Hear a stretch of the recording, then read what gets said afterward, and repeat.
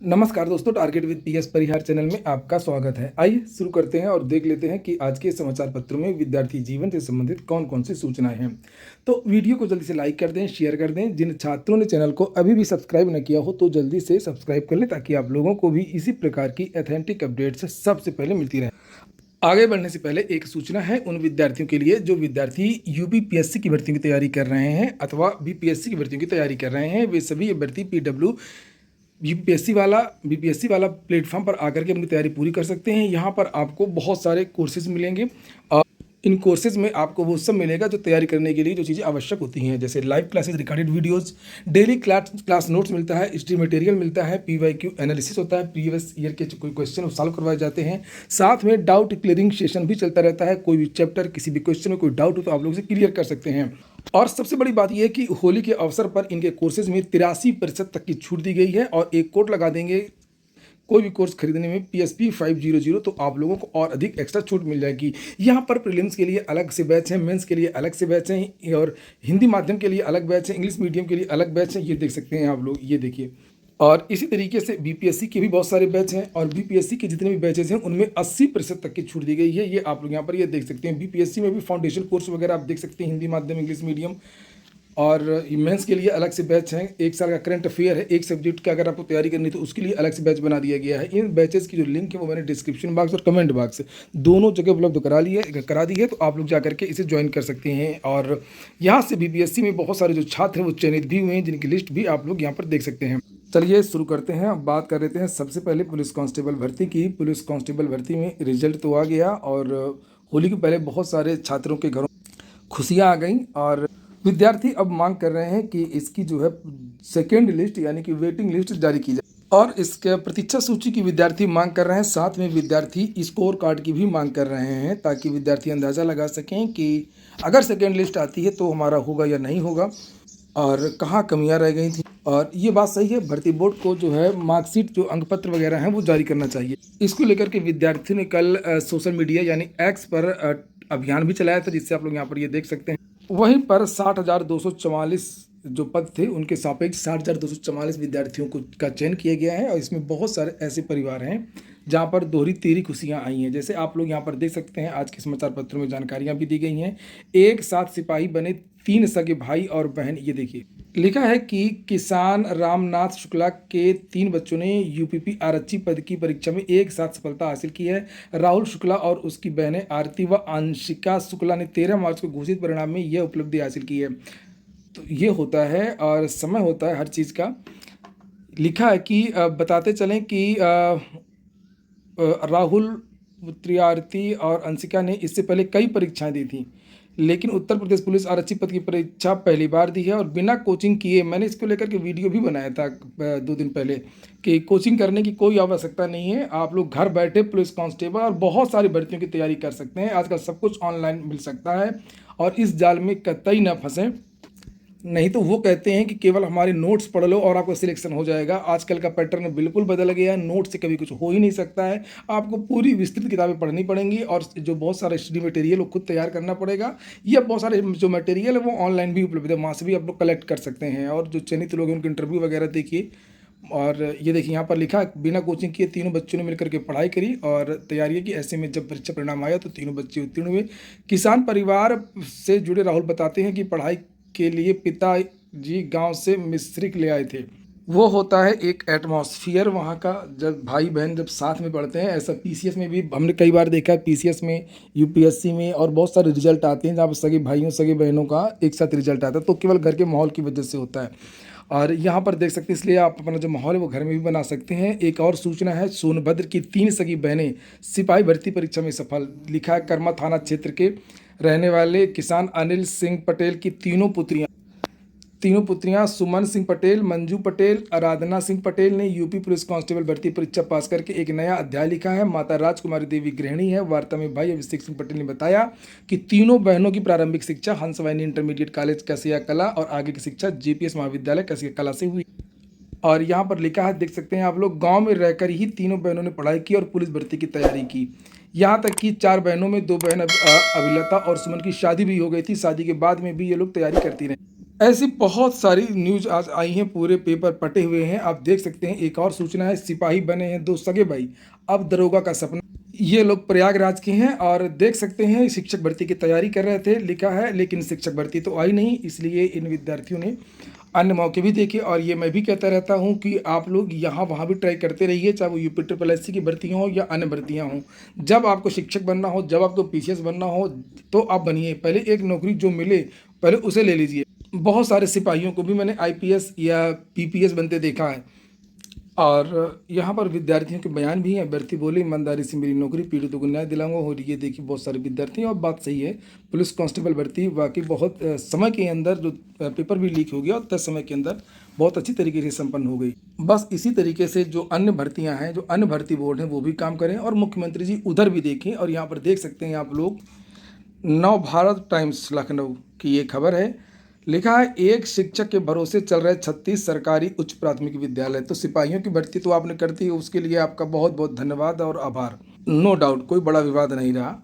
और लेकिन जो शिक्षकों की भर्ती आप क्यों नहीं कर रहे हैं, ये सोचने वाली बात है। आपके मंत्री कुछ बोलते हैं, विधायक कुछ बोलते हैं, लेकिन पेपर अलग चीज़ें निकल के, पेपरों से अलग चीज़ें निकल करके आती हैं, आरटीआई से अलग चीज़ें निकल कर के आती हैं। वास्तविकता कुछ और है।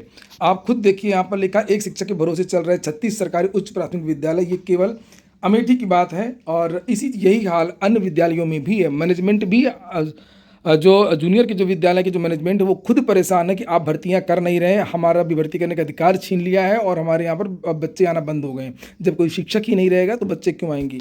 ये देखिए, ये सरकार की पोल खोल रही है ये रिपोर्ट, और लिखा, सरकार ने बच्चों को शिक्षित बनाने के लिए सरकारी विद्यालयों में निःशुल्क शिक्षा की व्यवस्था की है। जिले के, आप लोगों ने वीडियो को लाइक नहीं किया होगा, बिल्कुल उत्तर प्रदेश के हैं आप, और उत्तर प्रदेश की जो सरकार है, और कुछ तो असर होगा ही। इस सरकार से बार बार भर्ती करने के लिए कहो तो वो भर्ती नहीं करती है। आप लोगों से बार बार कहो कि लाइक कर दो, लाइक कर दो, लाइक कर दो, अब वो लाइक नहीं करते। चलिए ठीक है, और मत करिए। जिले के सरकारी प्राथमिक विद्यालयों में करीब 1,37,000 छात्र पढ़ रहे हैं, और ये छात्र जब प्राइमरी के बाद उच्च प्राथमिक विद्यालयों में पहुंचते हैं तो वहां उन्हें विषय के शिक्षकों की कमी का सामना करना पड़ता है। जिले के 36 उच्च प्राथमिक विद्यालय ऐसे हैं जिनमें महज एक शिक्षक ही तैनात है। बीएसए कार्यालय से मिली जानकारी के अनुसार जगदीशपुर में 7 ऐसे विद्यालय हैं, सिंहपुर में 1, मुसाफिर खाना में 2, बहादुरपुर में 1 विद्यालय है, तिलोई में 5 ऐसे विद्यालय हैं, भेटुआ में 1, भादर में 2, बाजार शुक्ल में 2, मेठी में 3, गौरीगंज में 4, जामो में 4, शाहगढ़ में ब्लॉक में 4, मिलाकर जिले के कुल 36 एकल विद्यालय हैं। नीचे लिखा है कि एकल विद्यालयों में 1632 बच्चे हैं। कक्षा 6 से 8 में हिंदी, गणित, विज्ञान, अंग्रेजी, सामाजिक विज्ञान, संस्कृत, गृह विज्ञान, कला, कृषि विज्ञान मिलाकर के 9 विषय एक क्लास में होते हैं, और ऐसे में एक शिक्षक एक समय में तीनों क्लास में नहीं पढ़ा पाता। गणित, अंग्रेजी, गणित, विज्ञान और अंग्रेजी जैसे विषय के लिए इस विषय के शिक्षक की जरूरत होती है। अकेला शिक्षक जब छुट्टी ले लेता है तो छात्रों की पढ़ाई और विद्यालय दोनों संचालित करना अलग चुनौती होता है। इन एकल विद्यालयों में करीब 1632 छात्र पढ़ रहे हैं, केवल 36 हैं, जिससे ये छात्र शिक्षक अनुपात जो होना चाहिए 1:35 तो रहता है 1:45। ये देखिए, विधानसभा में क्या बोलते हैं, विधान परिषद में क्या बोलते हैं, हमारा अनुपात समानुपात बराबर है, लेकिन वास्तविकता कुछ और ही है। चाहे आप किसी भी जिले के निकाल लीजिए, हर जिले का यही हाल है, और हर दूसरे दिन तीसरे दिन समाचार पत्रों के माध्यम से इस तरीके की जानकारियां भी दी जाती हैं। पता नहीं उत्तर प्रदेश सरकार और अधिकारी वगैरह पेपर पढ़ते हैं कि नहीं पढ़ते हैं। ये देखिए नीचे लिखा है, और ऐसे में जो बच्चे हैं इस क्षेत्र के, वो प्राइवेट स्कूल में पढ़ते हैं और वहाँ की वो फीस नहीं दे पाते हैं। यहाँ पर लिखा है कि बंद हो गए हैं 9 स्कूल बंद हो गए। ये देखिए लिखा है, शिक्षकों के न होने से परिषदीय उच्च प्राथमिक विद्यालयों में जगदीशपुर ब्लॉक से 1, सिंहपुर से 1, तिलोई से 1, बाजार शुक्ल से 4, जामू से 2, कुल मिलाकर के 9 विद्यालय अमेठी के बंद भी हो चुके हैं। नीचे यहाँ पर लिखा एकल, बीएसए का बयान है यहाँ पर, एकल विद्यालयों में ब्लॉक ऑफिसर अन्य विद्यालयों से अनुदेशकों और अध्यापकों को भेजकर पढ़ाई की व्यवस्था करवाते हैं। बंद पड़े विद्यालयों को समायोजन के बाद संचालित करने का प्रयास किया जाएगा। मैं दिखा दूं कि पुरानी नहीं है, देखिए 16 मार्च की यहाँ पर डेट पड़ी हुई है, नव भारत टाइम्स है, और यहाँ पर ये न्यूज़ है, ये आज की न्यूज़ है। अगली सूचना है, ईएमटी एवं चालक पायलट के पदों पर भर्ती। सबकी अलग अलग ज़रूरतें होती हैं और अलग अलग ख्वाहिशें होती हैं। जो विद्यार्थी संविदा भर्ती में जाना चाहते हैं तो उनके लिए यहाँ पर ये वैकेंसी एक आई हुई है, पूरे प्रदेश में एम्बुलेंस चालकों की भर्ती, और ये आउटसोर्सिंग या मतलब प्राइवेट एजेंसी के द्वारा होगी, सरकारी संस्थाओं के लिए। देख लीजिए, लिखा है कि ईएमटी यानी इमरजेंसी मेडिकल टेक्नीशियन, इसमें योग्यता के बारे में बताया गया है इंटरमीडिएट बायोलॉजी के साथ में किसी भी विषय में स्नातक, ANM, GNM, PTT, B pharma अथवा 2 से 3 साल का हेल्थ केयर से संबंधित डिप्लोमा डिग्री या और आयु सीमा जो है वो 21 से 35 होनी चाहिए। असल में जो एम्बुलेंस होती है उसमें दो लोग होते हैं, एक तो होता है चालक और एक होता है मेडिकल टेक्नीशियन, जो मरीज को देखता रहता है कि क्या ऑक्सीजन देना है, क्या देना है, कौन सी दवा देनी है तुरंत, और उसके साथ रहता है। और एक और इसमें वैकेंसी है पायलट की, तो इसकी योग्यता न्यूनतम 8वीं पास, driving licence, LMV, commercial, HMV अनिवार्य, न्यूनतम 3 वर्ष का अनुभव। अनुभव बस केवल क्या होना चाहिए, डीएल पुराना होना चाहिए। और जो इसकी भी आयु 21 से 35 है, इसकी भी 21 से 35 है। और ये इसके लिए करना क्या है, लिखा है कि 2 पते दिए हैं, एक ललितपुर का, एक बांदा का। और यहाँ पर लिखा है कि उपरोक्त पदों पर भर्ती अनुबंधित संस्था की ओर से की जा रही है। इच्छुक अभ्यर्थी अपने शैक्षिक व अन्य संबंधित कागजातों, ओरिजिनल और फोटोकॉपी दोनों पासपोर्ट साइज फोटो के साथ उपरोक्त पते पर भर्ती प्रक्रिया में शामिल हो सकते हैं। सभी नियुक्तियां संस्था मानव संसाधन नियमावली के अनुसार की जाएंगी। तो आपको यहाँ पर पहुंचना है। और ये जो तारीख है 20-21 मार्च ईएमटी के लिए, और 25 और 26 मार्च भी ईएमटी के लिए है। ये बांदा का है और ये ललितपुर का है। और ये पायलट के लिए अलग तारीखें हैं, 22-23 मार्च ललितपुर में और 27-28 मार्च बांदा में। अगली सूचना है यूपीपीएससी की, सहायक कुल सचिव के एक पद के लिए 173 दावेदार, कुल 38 पदों के लिए 6569 अभ्यर्थियों ने किए हैं आवेदन। पीसीएस का फॉर्म भरा जा रहा है, मेंस का। बहुत सारे विद्यार्थियों को समस्याएं आ रही हैं, पासवर्ड क्रिएट नहीं हो पा रहा है, फॉर्म नहीं भर पा रहे हैं, खुल नहीं रहा है।